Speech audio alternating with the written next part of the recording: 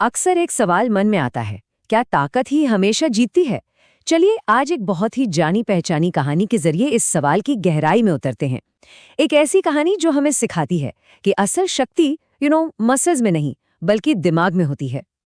तो इस कहानी के सेंटर में है दो किरदार।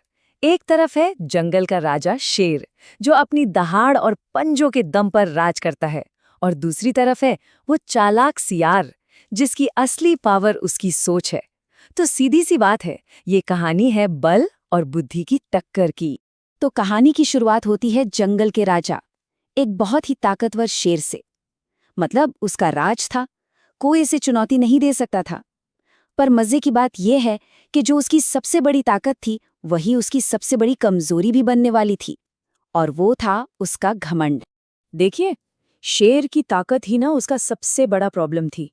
वो अपनी पावर के नशे में इतना चूर था, इतना घमंडी हो गया था कि उसे किसी की सलाह, किसी की वार्निंग कुछ सुनाई ही नहीं देता था। और बस यहीं से उसके गिरने की कहानी शुरू हो गई। और फिर जंगल पर एक बड़ा संकट आ गया, एक ऐसा संकट जिसने ना सिर्फ वहां की शांति भंग कर दी, बल्कि राजा के राज के लिए भी एक रियल थ्रेट, एक असली खतरा बनकर सामने आया। हुआ ये कि जंगल में भयंकर अकाल पड़ गया, नदियां सूखने लगीं, शिकार मिलना बंद हो गया। अब भूख ने शेर के गुस्से को और भी ज्यादा भड़का दिया। हालत ये हो गई कि उसका गुस्सा जंगल के लिए सूखे से भी बड़ा खतरा बन गया था। सबके सब डर के साए में जी रहे थे। और यहीं पर एंट्री होती है हमारे चतुर सियार की। वो फौरन समझ गया कि असली प्रॉब्लम ये सूखा नहीं है, असली खतरा तो राजा का घमंड है। शेर का ये बेकाबू गुस्सा पूरे जंगल को ले डूबता, और सियार को पता था कि अब कुछ तो करना ही पड़ेगा। अब यहां से ना कहानी एक माइंड गेम में बदल जाती है। सियार को ये बात क्रिस्टल क्लियर थी कि वो शेर को ताकत से तो हरा नहीं सकता। तो उसने क्या किया? उसने शेर की सबसे बड़ी कमजोरी, मतलब उसके ईगो पर, उसके घमंड पर ही चोट करने का प्लान बनाया। तो सियार का प्लान था क्या? ये 4 सिंपल स्टेप्स पर टिका था। पहला, दुश्मन की कमजोरी पहचानो, जो कि शेर का घमंड था। दूसरा, उसे भड़काने के लिए एक कहानी गढ़ो। तीसरा, उसके अभिमान को सीधे सीधे चैलेंज करो। और चौथा और सबसे जरूरी, उसे आईना दिखा। तो सियार एक मनगढ़ंत कहानी लेकर शेर के पास पहुंच गया। उसने शेर को बताया कि जंगल में एक और, उससे भी ज्यादा शक्तिशाली शेर आ गया है, और वो इस जंगल पर कब्जा करना चाहता है।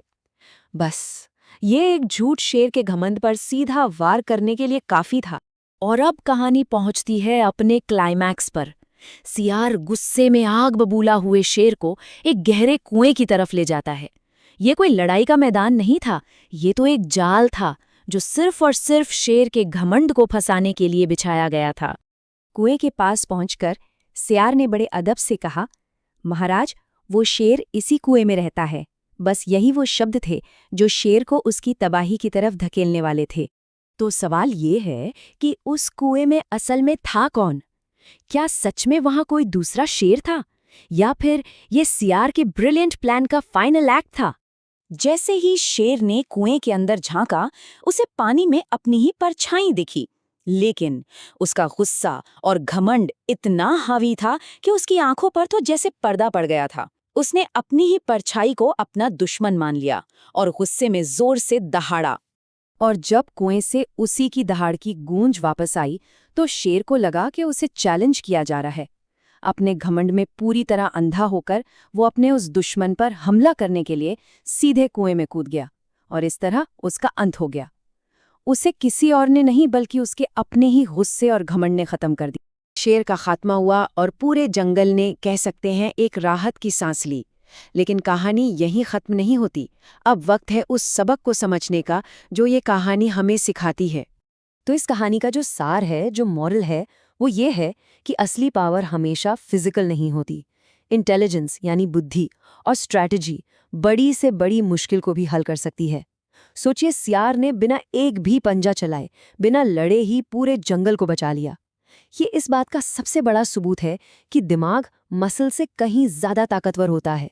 तो आखिर में ये कहानी हमें एक बहुत ही गहरे सवाल के साथ छोड़ जाती है। असली शक्ति आखिर है क्या?